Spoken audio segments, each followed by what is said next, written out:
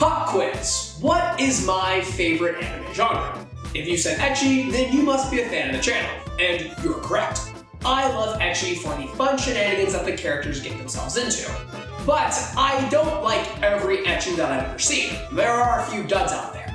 And I recently discovered a manga that I would like to add to the dud pile. This series exists purely for the fan service moments that aren't even that good.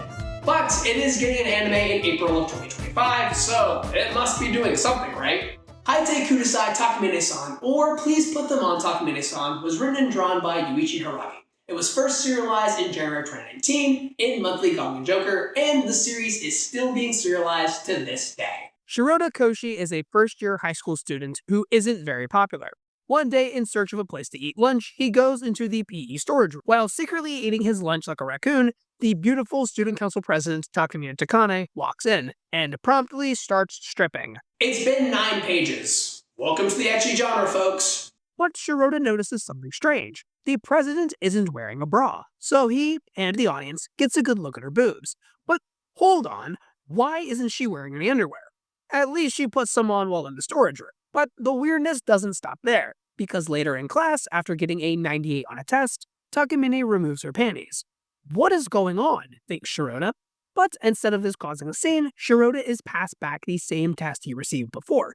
But Takemine receives a perfect score instead of the 98 Shirota was sure she got. Later, Shirota goes to the student council room for answers, and Takemine explains her ability. Takemine can undo actions that have already occurred by removing her underwear. And the reason why only Shirota noticed is because he saw her naked breasts. So basically, the author saw Golden Experience Requiem from JoJo's Part 5 and thought, yeah, I can do that better. And I know it's a JoJo reference because each chapter ends with a to be continued arrow. Anyway, because Shirota knows about her ability, Takemine decides to use him. She forces Shirota to be her closet, which means that whenever she uses her ability, which causes her underwear to disappear, Shirota is to put her underwear back on for her, as well as carry it around with him.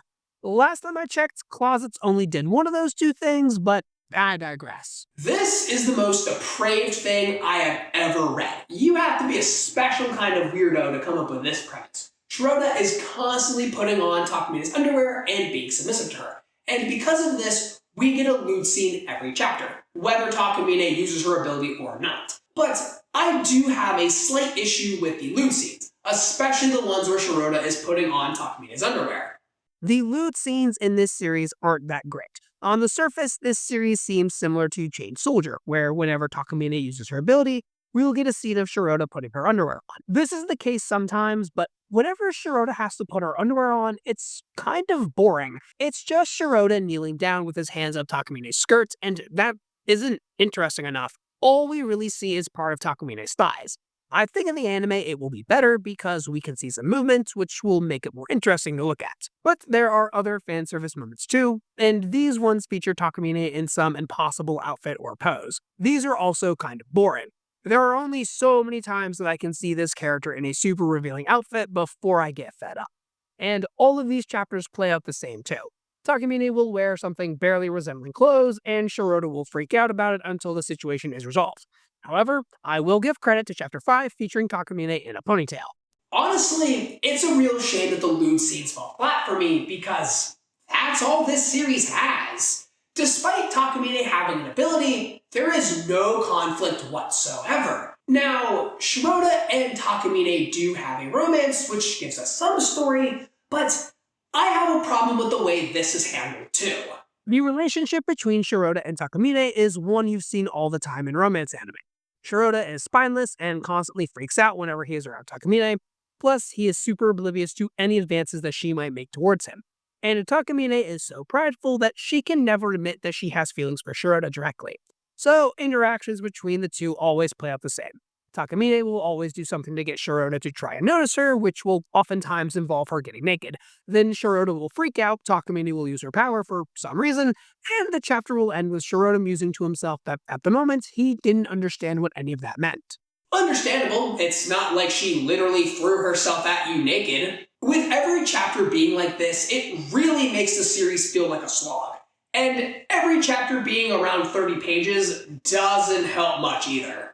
This series also uses my least favorite trope ever as the base of the romance. We're gonna go ahead and classify this one as the red string of fate because I don't know what else to call it. What I am describing is when two characters seemingly have nothing to do with each other at the beginning of the series, but as the series goes on, you find out that the two characters actually met when they were kids, but only one of them remembers, and they have been in love with the other character the whole time.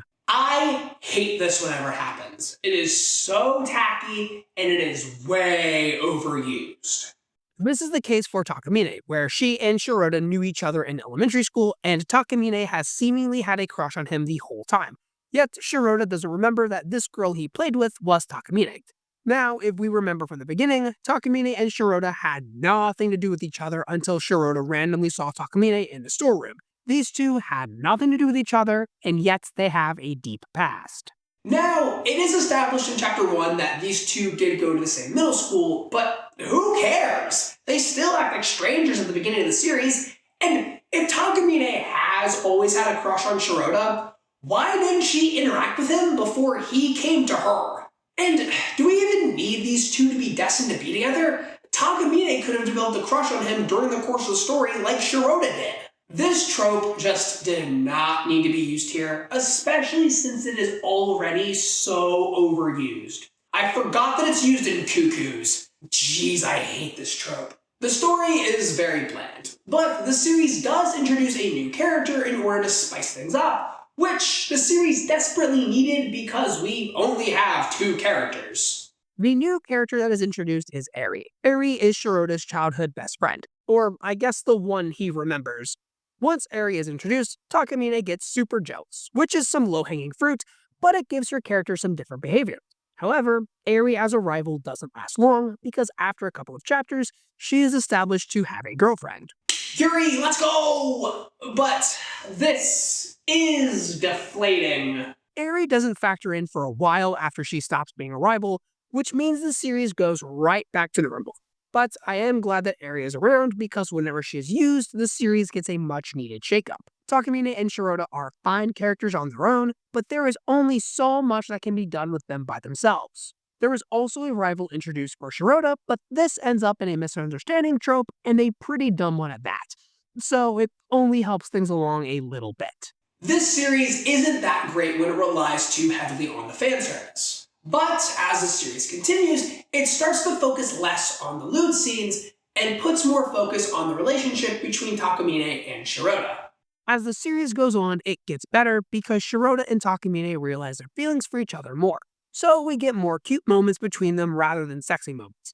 I would much rather see them hold hands than see Takamine put on some cat ears to try and be seductive. Also because I'm not into cat girls. But even though the series gets better, it still feels like a slog to get through. The series is 60 chapters in at this point, and I feel like the story hasn't actually accomplished much because it spent so much time doing a bunch of fan service chapters that barely move the relationship between these two. Please Put Them On Takemine-san is a fine series that puts too much focus on subpar lewd scenes instead of putting focus on the relationship between the only two characters. But with the anime right around the corner, maybe it can fix some of these issues. If you like this video, make sure to like, comment, and subscribe. And also check out my video I did on a different manga called Someone's Girlfriend. And with that, sayonara.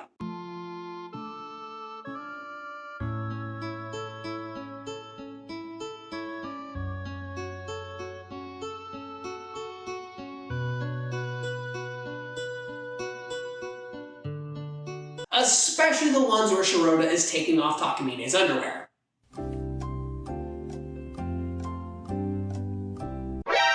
No, he's not taking it off, he's putting them on. I have to do that one more time. Come on, Devin, remember the point of the thing. Shirota is constantly taking off Takamine's underwear and being submissive to her.